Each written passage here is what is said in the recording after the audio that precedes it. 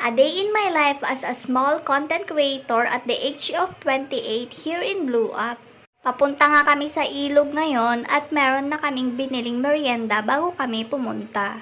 Dahil gutom na nga kami, napabili muna kami ng merienda sa tindahan na nadaanan namin kanina. Ewan ko nga ba kung anong napag-iisip-isip ng mag-amang to at gusto nilang pumunta ng ilog. Eto na nga yung view ng ilog ngayon. Dati hindi siya sementado, ngayon meron na siyang semento na part. Napakaganda nga ng view dito. Gusto lang naman pala mag-fishing ng aking asawa. Hinihil nga niya yung kanyang pagka-inner child kasi mula pa nung bata sila ng kanilang kapatid at mga pinsan ay mahilig na talaga silang mamingwit.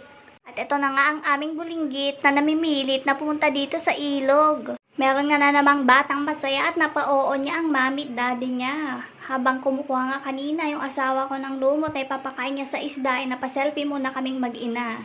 So ayan nga, namimingwit ng aking yusawa, hindi nakatiis bumaba. Thank you for watching. See you next vlog.